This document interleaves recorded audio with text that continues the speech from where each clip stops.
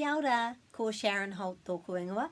I hope you're going well with this site and finding the things you need. Just remember to go to the tabs and see which of the categories you're wanting to work in, whether it's pronunciation or phrases or sentence structures or particular sentence structures as well, and ask me if you have any questions.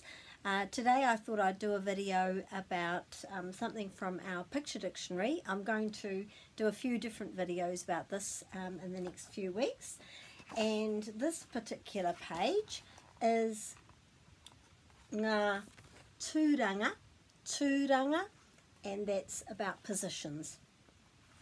And so it's got the word tū in there. Lots of Māori words are made up of words that mean probably the same in English, but they're made up of words that help you to understand the meaning a little bit. So tū is standing, so ngā tūranga is the positions, word for position, so where something is situated. And then the sentences, for their sentence example, kei hea te ngeru, and that means where is the cat. You might also say kei whea te ngeru, where is the cat, but this one is kei hea te ngeru. So where is the cat?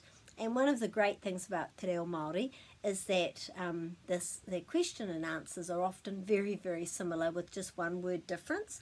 So this says kei hea te ngeru, and the here is the word that's going to change, where.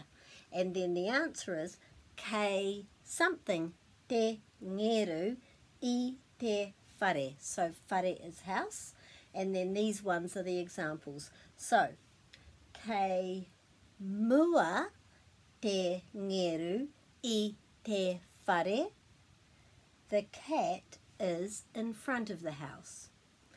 Kei muri te ngeru I te whare, the cat is behind the house. This big one here.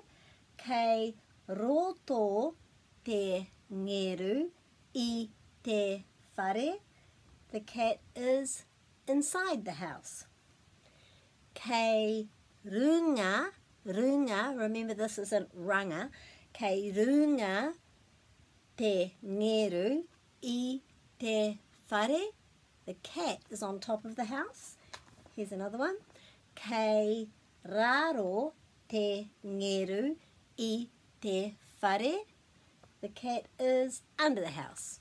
And the last one, kei waho te ngeru I te whare, the cat is outside the house. So there's a lot of opposites there, aren't there?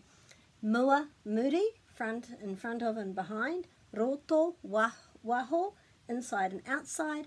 And runga and raro, on top of and under. So that's a really full of information there. And then what you could do to practice with that is practice with other nouns. So it could be teapu for table instead of whare for house. And it could be ki, which is the same word as key, te ki, the key, or ngā ki, the keys, instead of ngeru. So, hopefully that will help you with lots of ideas. Here's another look at the page, and it's from our Te Reo Singalong picture dictionary, which isn't a sing-along. This one is just a book with actually it's got a Zapper app which has me pronouncing them all, just like what I did there. So hopefully that will really help you and give you some ideas of some things that you can practice around the place. Ka kite.